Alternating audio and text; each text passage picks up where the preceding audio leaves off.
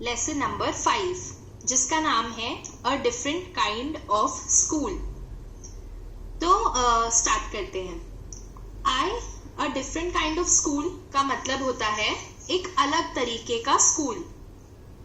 तो कुछ समझ आ रहा है किस तरह का स्कूल होगा ये? क्या आप जिस स्कूल में पढ़ते हो उस स्कूल से अलग होगा? आगे देखते हैं। I had heard a great deal about Miss Beam's school, but not till last week did the chance come to visit it.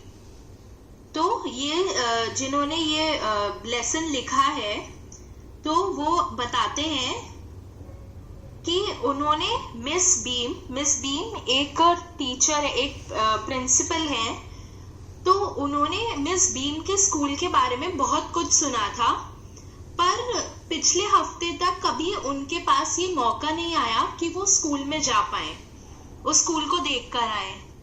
When I arrived, there was no one in sight but a girl of about 12.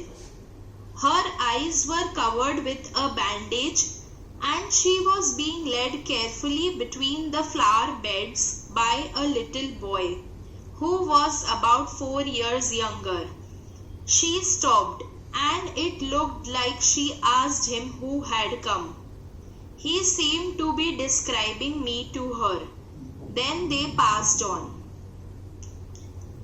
जब मैं वहां, तो वो आगे कहते हैं कि जब मैं वहां पहुंचा तो वहां मुझे कोई भी नहीं दिखा, बस एक लड़की दिखी जो करीब 12 साल की होगी। उसकी आंखों पर पट्टी बंधी हुई थी और उसे एक छोटा सा लड़का धीरे धीरे चलने में मदद कर रहा था। पेड़ों की, फूलों की क्यारियां लगी हुई थी, उनके बीच में से वो उसे चलने में मदद कर रहा था, रास्ता दिखा रहा था। और वो छोटा लड़का उस 12 साल की लड़की से करीब 4 साल छोटा होगा, यानी कितने साल का होगा? शायद 8 साल का। वो लड़की रुकी और ऐसा लगा जैसे उसने उस लड़के से पूछा कि कौन आया है, और फिर उस छोटे लड़के ने उस लड़की को समझाया कि मैं कैसा दिखता हूं, और फिर वो दोनों चले गए। Miss Beam was all that I had expected, middle-aged, full of authority, yet kindly and understanding. Her hair was beginning to turn grey, and she had the kind of plump figure that is likely to be comforting to a homesick child. I asked her some questions about her teaching methods, which I had heard were simple. Miss beam जैसा मैंने सोचा था बिल्कुल वैसी ही निकली। Middle aged मतलब कि वो ना तो ज्यादा उम्र में बड़ी थी, ना ही जवान, ना ही बूढ़ी थी। फुल ऑफ अथॉरिटी का मतलब जो पूरी एक जिम्मेदार इंसान, येट काइंडली, बहुत ही उनका बहुत हंसमुख और बहुत ही अच्छी खुश मिजाज इंसान और सबके लिए अच्छा सोचने वाली, और अंडरस्टैंडिंग, बहुत ही दूसरों को समझने वाली औरत थी वो। उनके बाल जो हैं वो अब धीरे धीरे सफेद होने लगे थे, और वो दिखने में बहुत हेल्दी थी। हेल्दी का मतलब होता है वो दिखने में, ना तो कहेंगे कि वो ज्यादा मोटी थी ना पतली थी, पर ऐसी दिखती थी जिससे किसी बच्चे को, जिस बच्चे को घर की याद आ रही हो, उसको उन्हें देखकर अच्छा लगे। मैंने उनसे कुछ सवाल पूछे कि वो किस तरीके से पढ़ाती हैं, क्योंकि मैंने ऐसे सुना था कि उनका पढ़ाने का तरीका काफी सिंपल है। सिंपल मतलब काफी आसान है। No more than is needed to help them to learn how to do things. Simple spelling, adding, subtracting, multiplying and writing. The rest is done by reading to them and by interesting talks during which they have to sit still and keep their hands quiet. There are practically no other lesson. तो Miss beam ने उन्हें कहा कि जो ज्यादा कुछ मदद करने की जरूरत नहीं पड़ती उन्हें चीजें सिखाने के लिए, जैसे कि स्पेलिंग सिखाने के लिए, जोड़, बाकी, गुना, भाग या फिर लिखना सिखाने के लिए ज्यादा मेहनत की जरूरत नहीं पड़ती, और बाकी एक दूसरे की मदद से हो जाता है। और बाकी जो है वो उन्हें पढ़कर समझाया जाता है और बहुत अच्छी अच्छी मजेदार बातें करके सिखाया जाता है, और उन बातों के दौरान उनको एकदम शांत बैठना होता है और अपने हाथों को हिला नहीं सकते वो। और इसके अलावा कोई और लेसन नहीं होता उनके स्कूल में। The real aim of this school is not so much to teach thought as to teach thoughtfulness, kindness to others and being responsible citizen. Look out of the window a minute, will you? तो उन्होंने आगे कहा miss beam ने कि इस school का असली उद्देश्य ये नहीं है कि बच्चों को चीजें सिखाई जाएं जो बच्चों को चीजें सिखाई जाएं जैसे कि इंग्लिश, हिंदी, ये सब, बल्कि उन्हें थॉटफुलनेस सिखाई जाए। थॉटफुलनेस मतलब कि उनमें ये योग्यता हो कि वो दूसरों के लिए कुछ सोच सकें, अच्छा सोचें और दूसरों के प्रति सहानुभूति दिखाएं और दूसरों के प्रति दया भाव हो उनके मन में, और वो जिम्मेदार नागरिक बने जिन्हें अपनी ड्यूटी पता हो कि उन्हें क्या करना चाहिए और क्या नहीं। फिर मिस बीम ने मुझे कहा कि क्या आप खिड़की से बाहर देखेंगे 1 minute. I went to the window which overlooked a large garden and a playground at the back.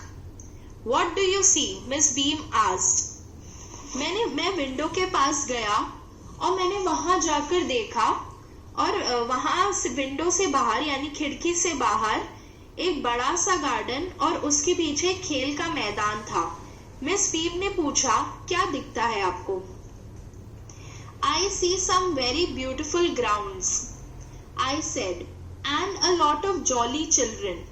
It pains me though to see that they are not all so healthy and active looking. When I came in, I saw one poor little girl being led about. She has some trouble with her eyes. Now I can see 2 more with the same difficulty. And there's a girl with a crutch, watching the others at play. She seems to be a hopeless cripple. मैंने कहा कि मुझे कुछ बहुत खूबसूरत मैदान दिखाई दे रहे हैं और बहुत सारे खुश बच्चे, पर मुझे ये चीज बहुत दर्द देती है कि वो बच्चे इतने हेल्दी यानी कि इतने अच्छे और एक्टिव नहीं दिखते हैं। जब मैं अंदर आया था तो मैंने एक बेचारी छोटी सी बच्ची को किसी और के सहारे चलते देखा। उसकी आंखों में शायद कोई दिक्कत थी। अब मुझे 2 और दिख रहे हैं इसी परेशानी के साथ, और एक लड़की तो बैसाखी के सहारे भी है और वो बस दूसरों को खेलते हुए देख रही है। उसे देखकर ऐसा लगता है वो एक मजबूर और बिल्कुल मजबूर लंगड़ी इंसान है। Miss beam laughed. Oh no, she said. She is not really lame. This is only her lame day. The others are not blind either. It's only their blind day. I must have looked very surprised, for she laughed again. Miss beam मेरी बात सुनकर हंसी। अरे नहीं, वो सच में लंगड़ी नहीं है, सिर्फ आज उसका लेम डे है। लेम का मतलब होता है लंगड़ा, तो आज सिर्फ उसका लेम डे है। लेम डे मतलब वो दिन जिस दिन वो एक्टिंग करती है कि वो लंगड़ी है, और बाकी सब भी अंधे नहीं है। आज सिर्फ उनका ब्लाइंड डे है। ब्लाइंड डे मतलब जिस दिन वो ऐसी एक्टिंग करते हैं कि वो अंधे हैं। शायद मैं बहुत ही आश्चर्यचकित दिखाऊंगा, तभी वो फिर से हंसी। हैरान रह गया था मैं उनकी बात सुनकर। This is a very important part of our system. To make our children appreciate and understand misfortune, we make them share in misfortune too. Each term, every child has one blind day, one lame day, one deaf day, one injured day, one dumb day. During the blind day, their eyes are bandaged absolutely, and they are on their honor not to peep. The bandage is put on overnight so they wake blind. This means that they need help with everything. Other children are given the duty of helping them and leading them about. They all learn so much this way, both the blind and the helpers. फिर आगे miss beam ने कहा, ये हमारे school के system का बहुत ही अहम हिस्सा है. हमारे बच्चों को बुरी किस्मत या फिर ऐसे बुरे हालातों की समझ सिखाने के लिए हम उन्हें ये भी सिखाते हैं कि वो उस बुरे हालात में कैसे जिए और दूसरों की कैसे मदद करें. तो हर टर्म में यानी कि हर साल हर बच्चे का एक ब्लाइंड डे होता है जिस दिन वो अंधा होता है, एक लेम डे जिस दिन वो लंगड़ा होता है, एक डेफ डे जिस दिन वो बहरा होता है, एक इंजर्ड डे जिस दिन वो उसके कहीं ना कहीं लगी हुई होती है, वो जख्मी होता है, एंड वन डम डे जिस दिन वो बोल नहीं सकता. और जब जैसे जिस दिन ब्लाइंड डे होता है यानी जिस दिन कोई अंधा होता है तो उनकी आंखें बिल्कुल कस के बांध दी जाती है, बैंडेज से पट्टी बांध दी जाती है उनकी आंखों पे, और कसम दिलाई जाती है उन्हें कि वो उसमें से नहीं देखेंगे. और ये पट्टी उनकी आंखों पर रात से ही बांध दी जाती है ताकि वो जब उठें तो वो ऐसे ही उठें जैसे वो अंधे हैं. इससे ये होता है कि उन्हें हर चीज के साथ मदद चाहिए होगी और दूसरे बच्चों को ये ड्यूटी दी जाती है कि वो उनकी मदद करेंगे और उन्हें रास्ता दिखाएंगे. इन सब से हर कोई बहुत सीखता है, दोनों ही, जो अंधे होते हैं वो भी और जो इनकी हेल्प करते हैं हेल्पर वो भी. There is no misery about it, Miss Beam continued. Everyone is very kind and it is really something of a game. Before the day is over though, even the most thoughtless child realizes what misfortune is. इसमें कोई परेशानी नहीं है, बुरी चीज नहीं है, miss beam ने आगे कहा. हर कोई इतना दयावान है और हर किसी में इतनी दया है और ये एक तरीके से गेम की तरह है इन लोगों के लिए. जब दिन खत्म होने वाला होता है उससे पहले ही जो सबसे केयरलेस यानी कि जो बिल्कुल बच्चा जिम्मेदार नहीं है उसे भी ये समझ आ जाता है कि बुरे हालात क्या होते हैं. The blind day is of course really the worst, but some of the children tell me that the dumb day is the most difficult. We cannot bandage the children's mouth, so they really have to exercise their willpower. Come into the garden and see for yourself how the children feel about it. Miss beam ने आगे कहा कि जो blind day है वो सच में बहुत सबसे ज्यादा बुरा होता है, पर कुछ बच्चे उनसे कहते हैं कि डम डे यानी जिस दिन वो बोल नहीं सकते, जिस दिन वो गूंगे होते हैं, वो दिन उनके लिए सबसे ज्यादा परेशानी वाला होता है. हम बच्चों के मुंह पर पट्टी नहीं लगा सकते, तो उनमें खुद में इतनी इच्छा शक्ति होनी चाहिए कि वो कुछ ना बोले. आइए आप गार्डन में आइए और खुद से देखिए कि बच्चों को इस बारे में कैसा फील होता है, कैसा महसूस करते हैं बच्चे इस बारे में. Miss Beam led me to one of the bandage girls. Here is a gentleman come to talk to you, said Miss Beam, and left us. Miss Beam मुझे एक ऐसी लड़की के पास लेकर गई जिसके पट्टी लगी हुई थी. Miss Beam ने कहा, यहाँ एक जेंटलमैन आए हैं, यहाँ एक आदमी आए हैं तुमसे बात करने के लिए, और वो चली गई. Don't you ever peep? I asked the girl. Oh no, she exclaimed. That would be cheating, but I had no idea it was so awful to be blind. You can't see a thing. You feel you are going to be hit by something every moment. It's such a relief just to sit down. Are your helpers kind to you? I asked. Fairly, but they are not as careful as I shall be when it is my turn. Those that have been blind already are the best helpers. It's perfectly ghastly not to see. I wish you'd try. Shall I lead you anywhere? I asked.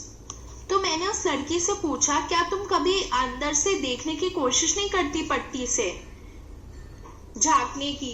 तो वो लड़की बोली, अरे नहीं, ये तो cheating होगी ना।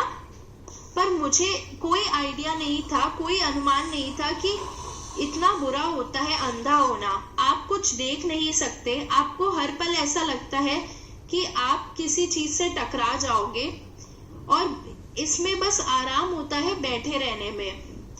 फिर मैंने उससे पूछा, क्या तुम्हारे जो हेल्पर हैं, जो तुम्हारी मदद करते हैं, वो तुमसे वो दयावान है, वो तुमसे अच्छे से पेश आते हैं? तो उस लड़की ने कहा, कभी कभार, पर वो इतना ध्यान नहीं देते जितनी मैं दूंगी अगर मेरी बारी आएगी। तो जो पहले ही अंधे बन चुके हैं वो सबसे बेस्ट हेल्पर होते हैं, क्योंकि उन्हें इस बात का अनुमान होता है कि कैसा लगता है। पर ये सच में बहुत बुरा है कि आप देख नहीं पाते कुछ लोग। मैं काश आप भी ये कभी ट्राई करते। मैंने उससे पूछा, फिर क्या मैं तुम्हें कहीं रास्ता दिखा दूं? उसने कहा, oh yes, she said, let's go for a little walk, only you must tell me about things. I shall be so glad when today is over. The other bad days can't be half as bad as this. Having a leg tied up and hopping about on a crutch is almost fun, I guess. Having an arm tied up is a bit more troublesome because you can't eat without help and things like that. I don't think I'll mind being deaf for a day, at least not much. But being blind is so frightening. My head aches all the time just from worrying that I'll get hurt. Where are we now? फिर उस लड़की ने कहा, हाँ, हम एक walk के लिए चलते हैं। और अब आप मुझे बताना चीजों के बारे में। मुझे बहुत खुशी होगी जब ये दिन पूरा हो जाएगा। दूसरे बुरे दिन इससे आधे भी बुरे नहीं होते हैं। अगर एक पैर बांध दिया जाता है जब लेम डे होता है जिस दिन, और एक बैसाखी के साथ में चलना बहुत ही मजेदार होता है, मुझे ऐसा लगता है। या फिर अगर एक हाथ को ऊपर बांध दिया जाए तो उससे थोड़ी तकलीफ होगी, क्योंकि आप बिना मदद के खा नहीं सकते या बाकी चीजें नहीं कर सकते। और मुझे नहीं लगता कि मुझे कोई परेशानी होगी बहरा होने में एक दिन के लिए, कम एटलीस्ट ज्यादा नहीं होगी। पर अंधा होना इतना डरावना है। मेरा सिर पूरे टाइम दर्द होता रहता है इसी बात को सोच के कि अगर मुझे लग गई तो। वैसे हम अभी कहाँ हैं? In the playground, I said. We are walking towards the house. Miss Beam is walking up and down the garden with a tall girl. हम प्लेग्राउंड में हैं, मैंने कहा। हम घर की तरफ जा रहे हैं। मिस बीम ऊपर नीचे वॉक कर रही हैं गार्डन में एक लंबी लड़की के साथ। What is the girl wearing? My little friend asked. A blue cotton skirt and a pink blouse. I think it's Millie, she said. What color is her hair? Very light. I said, yes, that's Millie. She's the head girl. There is an old man tying up roses. Yes, that's Peter. He is the gardener. He is 100 of years old. And here comes a girl with curly red hair. She is on crutches. That's Anita, she said. और फिर मेरी छोटी सी दोस्त ने, उस लड़की ने पूछा कि उस लड़की ने क्या पहना है। मैंने कहा, एक नीली कॉटन की स्कर्ट पहनी है और ऊपर एक गुलाबी शर्ट पहना है। उसने कहा, मुझे लगता है शायद ये मिली है। उसके बाल किस कलर के हैं? मैंने कहा, बहुत हल्के रंग के हैं। हाँ, वो मिली ही है। उसने कहा, वो हेड गर्ल है। फिर मैंने उससे कहा कि एक बूढ़ा आदमी भी है जो गुलाब को बांध रहा है। तब उसने बताया, हाँ वो पीटर है, वो माली है और वो 100 साल बूढ़ा है। फिर मैंने उससे बताया कि और अब एक लड़की आ रही है जिसके घुंघराले लाल बाल हैं और वो बैसाखी पर है। तब उसने बताया कि हाँ वो अनीता है। And so we walked on. Gradually I discovered that I was 10 times more thoughtful than I ever thought I could be. I also realized that if I had to describe people and things to someone else, it made them more interesting to me. When I finally had to leave, I told Miss Beam that I was very sorry to go. Ah, she replied, then there is something in my system after all. और हम चलते गए और समय के साथ धीरे धीरे मुझे ये समझ आया कि मैं 10 गुना ज्यादा सोचता हूँ। अगर मैं आम तौर पर जितना सोच पाता हूँ लोगों के लिए, उससे 10 गुना ज्यादा सोचा आज मैंने। और मुझे ये भी समझ आया कि अगर मुझे किसी और को समझाना पड़ेगा, लोगों को, अगर मुझे किसी चीज को के बारे में या किसी इंसान के बारे में किसी और को समझाना पड़े, तो वो चीज मेरे लिए और ज्यादा मजेदार हो जाती है। जब मुझे आखिर में जाना था तो मैंने मिस बीम से कहा कि मुझे माफी चाहिए, कि मैं माफी मांगता हूँ कि मुझे जाना पड़ेगा। तब मिस बीम ने कहा, तब सच में मेरे सिस्टम में कुछ ना कुछ है जिसकी वजह से आप जाना नहीं चाहते। तो कैसा लगा आपको ये लेसन? अब क्वेश्चन आंसर पढ़ते हैं। Put these sentences from the story in the right order and write them out in a paragraph. तो ये सेंटेंसेस हैं ऊपर लिखी गई कहानी से, ये उल्टे सीधे ऑर्डर में हैं, उल्टे सीधे क्रम में हैं। तो हमको इनको सही क्रम में लाना है, लाइन वाइज, कि कब कौन सी चीज पहले हुई। तो पहली लाइन है, I shall be so glad when today is over. Having a leg tied up and hopping about on a crutch is almost fun, I guess. I don't think I'll mind being deaf for a day, at least not much. But being blind is so frightening. Only you must tell me about things. Let's go for a little walk. The other bad days can't be half as bad as this.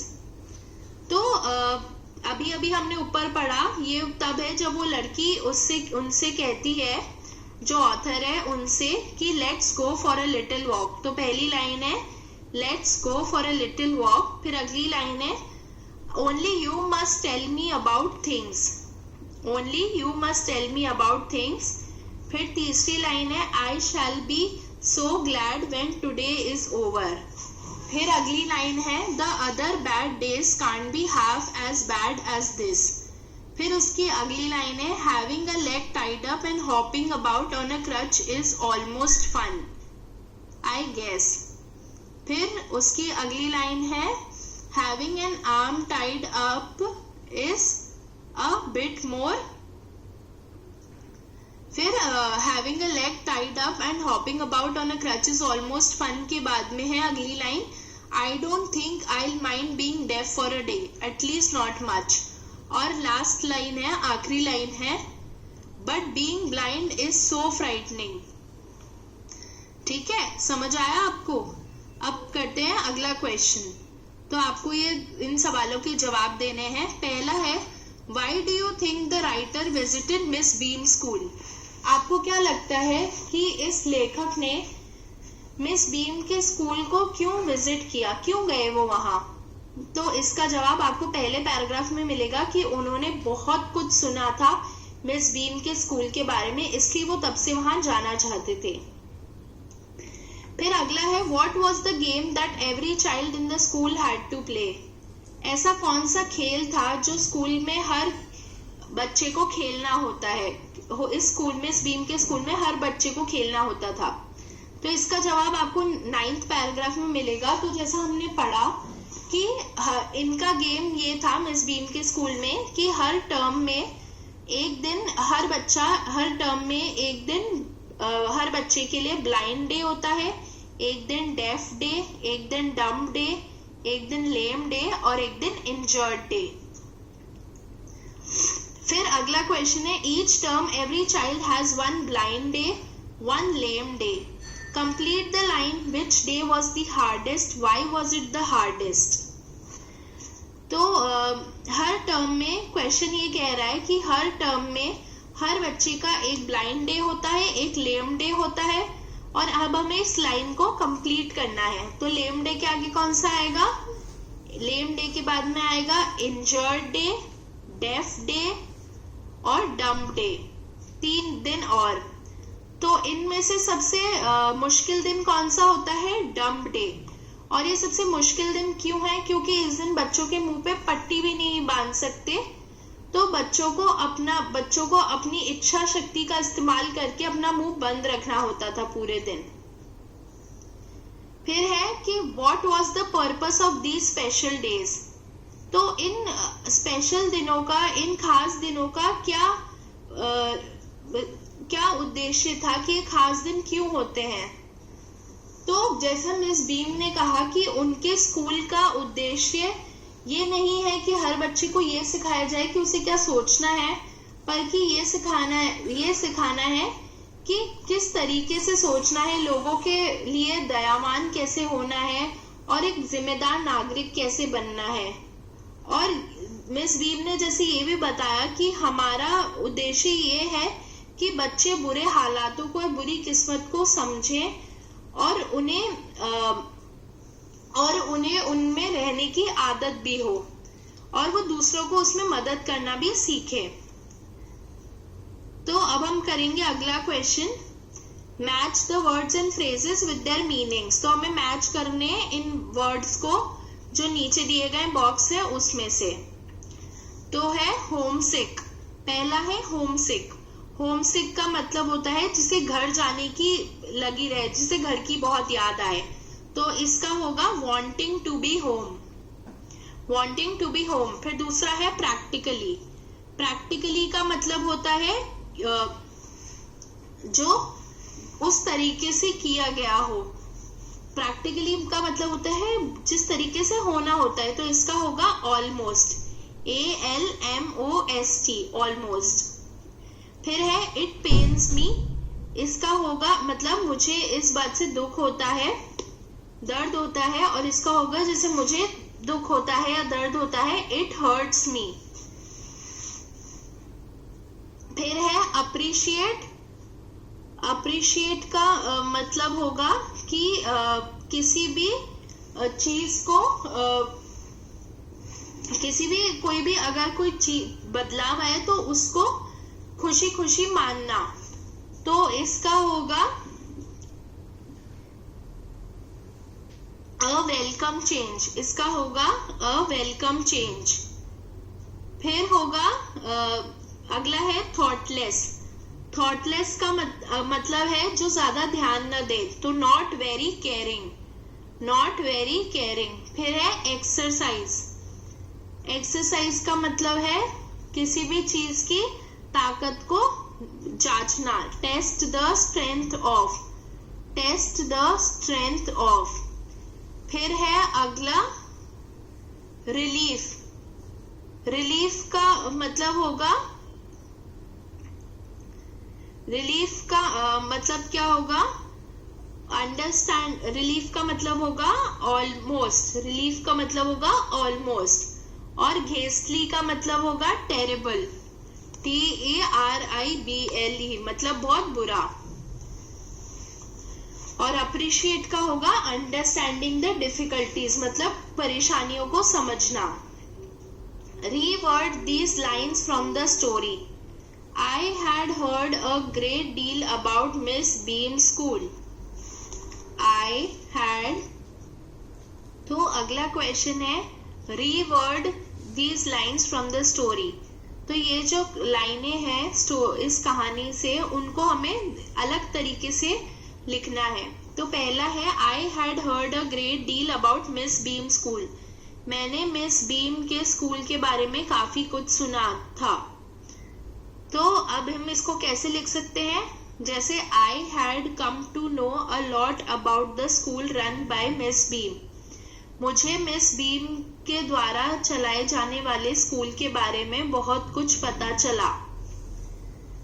फिर है miss Beam was all that I had expected, middle aged, full of authority. Miss Beam बिल्कुल वो सब थी जैसा मैंने सोचा था। मिडिल एज, ना ज्यादा जवान ना ज्यादा बूढ़ी, और full of authority. Full of authority का मतलब जो जिम्मेदारी ले। तो हम इसको कैसे लिख सकते हैं, Miss Beam was everything I had thought her to be in the middle years of her life and authoritative. तो मिस बीम बिल्कुल वैसी ही थी जैसी मैंने उन्हें सोचा था। वो सब थी जैसे जो मैंने उनके बारे में सोचा था अपने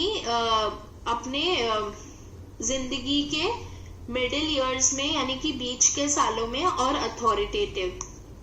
फिर तीसरा है I went to the window which overlooked a large garden. तो मैं खिड़की के पास गया जो एक बड़े गार्डन में खुलती थी। तो अब हम इसको ऐसे लिख सकते हैं, I reached a window which opened in front of a garden of a large size. मैं एक खिड़की के पास पहुंचा जो एक गार्डन के सामने खुलती थी, जो बहुत बड़ा गार्डन था।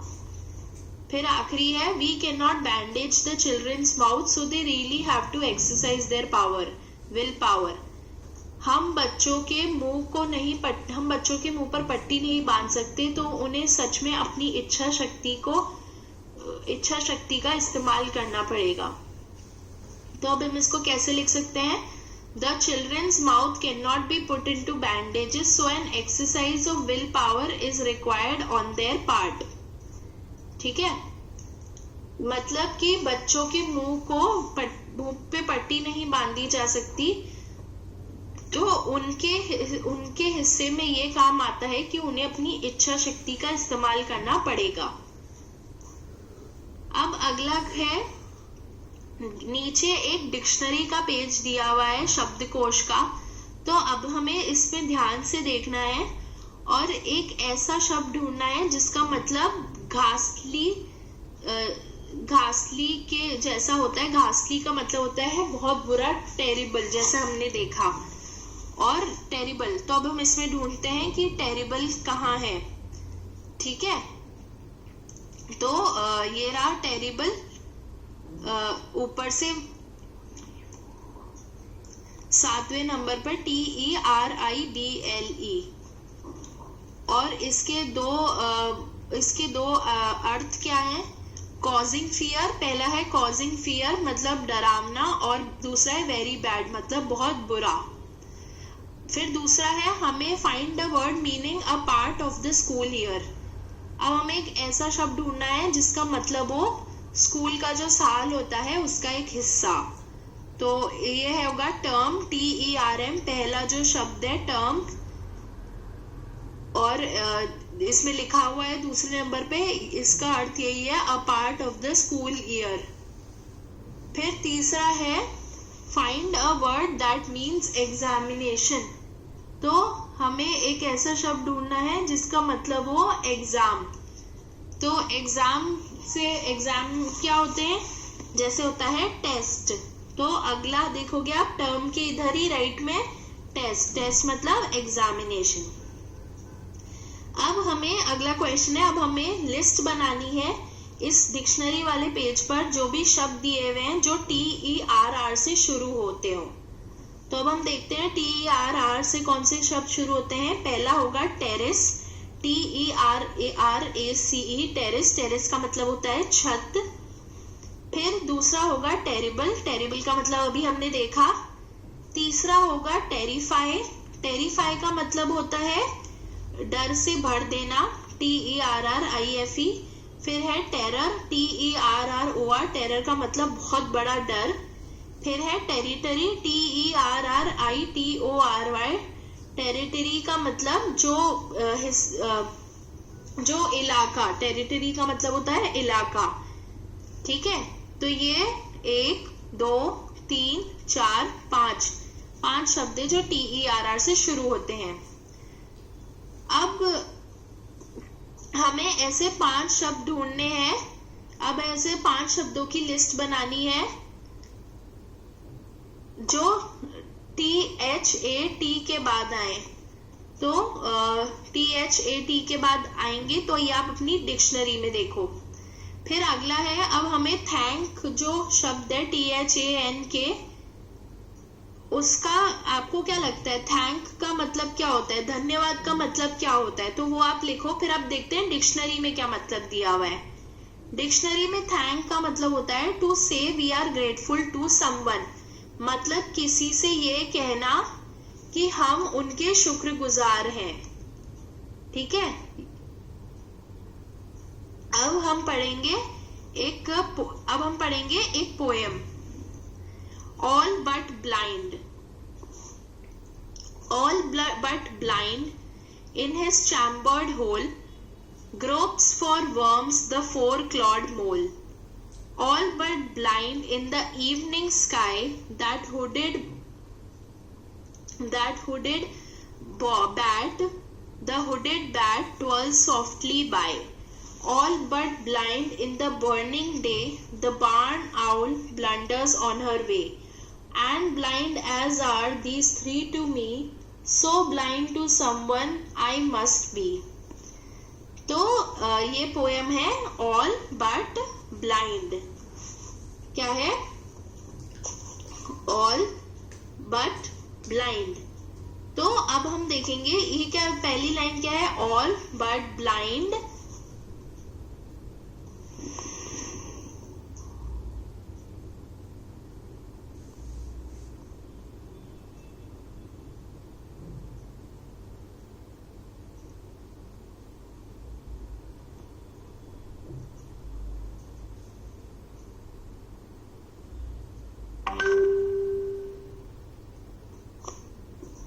All but blind in his chambered hole gropes for worms the four-clawed mole।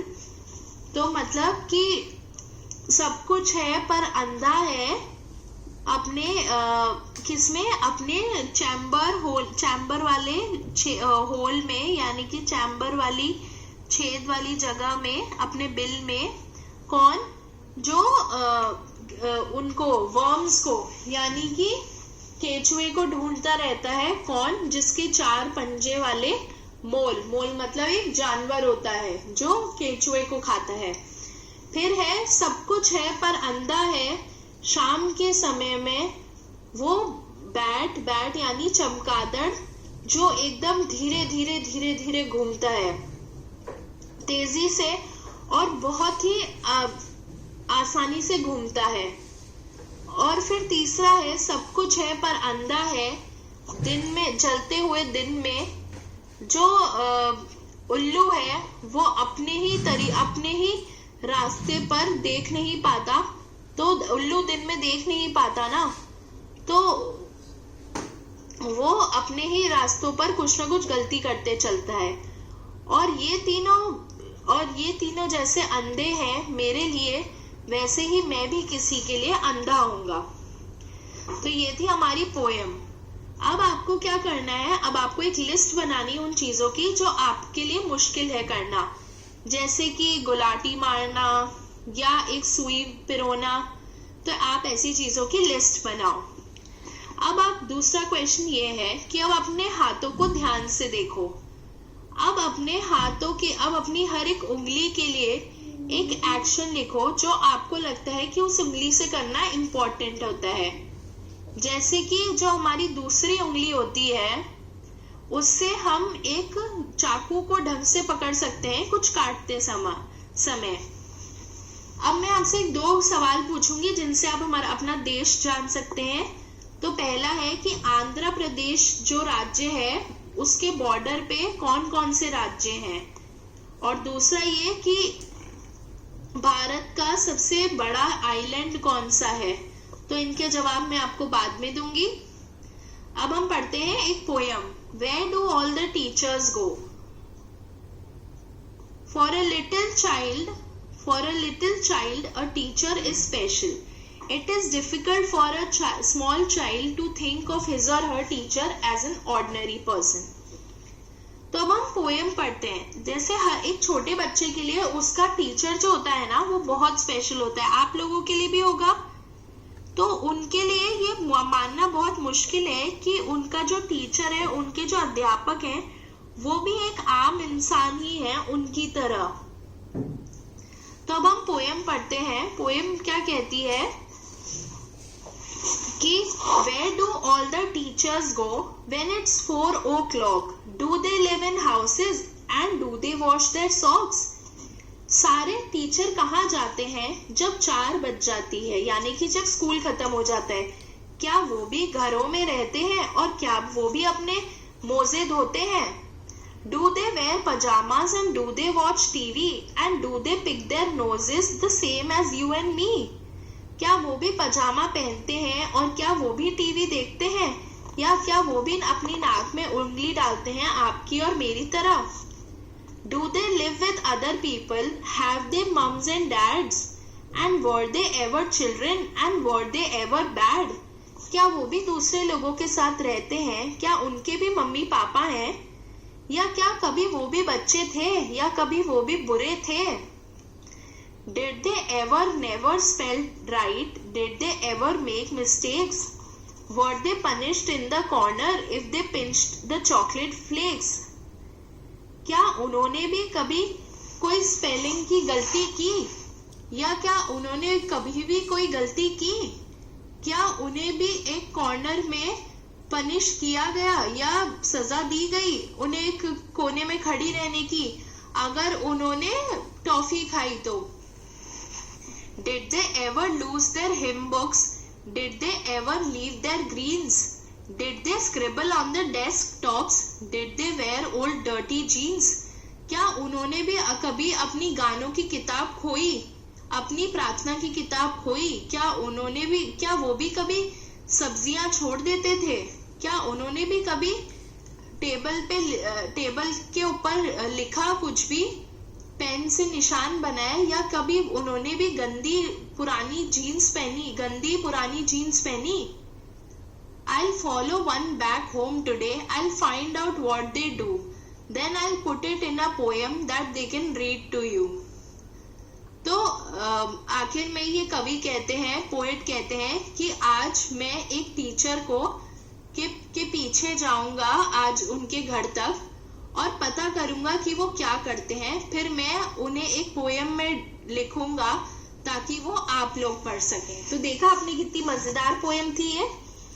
अब क्वेश्चन देखते हैं. Why does the poet want to know where the teachers go at 4 o'clock? पहला सवाल ये है कि उस कवि को ये क्यों जानना है कि सारे टीचर कहाँ जाते हैं जब 4 बज जाती है. ठीक है, तो क्या कहते हैं कवि को ये क्यों जानना है कि सारे टीचर कहाँ जाते हैं. तो द पोएट वांट्स, तो इसका जवाब ये होगा, the poet wants to know where the teachers go at 4 o'clock because that was the time when the school got over. He watches the teachers till the time they are in the school. However, he wonders where they go after school. मतलब कि क्योंकि school खत्म होने का time 4 बजे है, तो 4 बजे तक जब तक वो स्कूल में होते हैं तब तक तो वो सारे टीचर को देखता है, पर वो ये सोचता है कि उस स्कूल के बाद वो कहाँ जाते हैं. फिर अगला सवाल है कि what are the things normal people do that the poet talks about. तो वो पूछता है कि ऐसी क्या चीजें हैं जो नॉर्मल लोग जिनके बारे में जो नॉर्मल लोग करते हैं आपके और मेरे जैसे, जो पोएट बात करता है. तो poet talks about things that normal people do such as washing socks, मोजे धोना, वेयरिंग पजामास, पजामा पहनना, वॉचिंग टीवी देखना, पिकिंग देयर नोज, अपनी नाक में उंगली डालना, लिविंग विद देयर पेरेंट्स, अपने माता पिता के साथ रहना, नॉट स्पेलिंग राइट, स्पेलिंग सही नहीं लिखना, बीइंग बैड, किसी भी चीज में बुरा होना, मेकिंग मिस्टेक्स, गलती करना, गेटिंग पनिश्ड, सजा पाना, लूजिंग बुक्स, किताबें खोना, स्क्रिबलिंग ऑन डेस्कटॉप्स, स्कूल की टेबल पे निशान बनाना, वेयरिंग ओल्ड डर्टी जीन्स, पुरानी गंदी जीन्स पहनना। तीसरा है कि what does he imagine about where teachers live, what they do at home, the people with whom they live, their activities when they were children in school। तो poet जो है, वो जो कवि है, वो क्या सोचता है कि टीचर्स कहाँ रहते हैं और वो क्या करते होंगे घर पे, वो किन लोगों के साथ रहते हैं, और जब वो स्कूल में थे, बच्चे थे, तो वो क्या करते थे। तो पहला होगा कि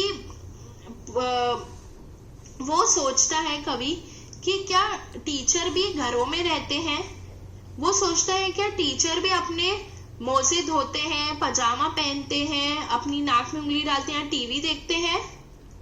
और तीसरा होगा कि वो सोचता है क्या वो भी दूसरे लोगों के साथ रहते हैं और क्या उनके भी माता पिता हैं। और जब टीचर खुद बच्चे होंगे तब वो सोचता है क्या वो भी बुरे थे, गलतियां करते थे, कभी स्पेलिंग सही नहीं लिखते थे और एक कोने में सजा उनको भी मिलती थी। वो सोचता है क्या उन्होंने भी कभी अपनी प्रार्थना की किताबें खोई, टेबल पे निशान बनाए या पुरानी गंदी जीन्स पहनी। फिर अगला सवाल है why does the poet wonder if teachers also do things that other people do. तो ये कि कवि को इस बात में इतना आश्चर्य क्यों होता है कि क्या टीचर भी वही सब चीजें करते हैं जो दूसरे लोग करते हैं। तो क्योंकि उसने टीचर को हमेशा टीचर की तरह ही देखा है। टीचर बहुत सख्त होते हैं, एकदम अच्छे से रहने वाले और साफ सुथरे, उनको सब आता है, वो गलतियां नहीं करते हैं और बच्चों को डांटते हैं अगर उनसे गलतियां होती है। तो कवि के लिए और यानी कि पोएट के लिए टीचर एकदम परफेक्ट होते हैं, यानी कि एकदम अच्छे और सही। इसलिए वो सोचता है कि अगर टीचर भी सबकी तरह होंगे, क्योंकि उसके लिए उसके दिमाग में टीचर की एक छवि बनी हुई है जो उसके लिए बहुत मुश्किल बनाती है कि वो टीचर को भी वो सारी सेम चीजें करते हुए देखे। फिर अगला लास्ट सवाल है how does the poet plan to find out what will he do once he finds out. तो जैसा उसने लास्ट में लिखा कि वो पोएट जो है उसका ये प्लान है कि वो एक टीचर को उनके जब वो वापस घर जाएंगे शाम में, तो वो उनके पीछे पीछे जाएगा और पता करेगा कि वो क्या करते हैं, और जब उसे पता चल जाएगा तो वो उसकी एक कविता बनाएगा जो वो टीचर अपने बच्चों को बाद में पढ़ाएंगे। अगला सवाल है what do you think these phrases from the poem mean, punished in the corner, leave their greens. आपको क्या लगता है इनका क्या मतलब है। Punished in the corner, punished in the corner का मतलब होता है कि जब आपको बोलते हैं ना, जब टीचर सजा देता है कि क्लास के कोने में जाके खड़े हो जाओ किसी भी गलती पे, तो उसको बोलते हैं पनिश्ड इन द कॉर्नर। फिर है लीव देयर ग्रीन्स, मतलब कि जैसे ही होता है ना, जैसे हम स्कूल के मैदान में खेलते रहते हैं और जैसे ही घंटी बजती है अगली क्लास की तो हमें भागना पड़ता है क्लास में, उसका मतलब होता है लीव देयर ग्रीन्स। तो ये खत्म होता है हमारा लेसन नंबर 5।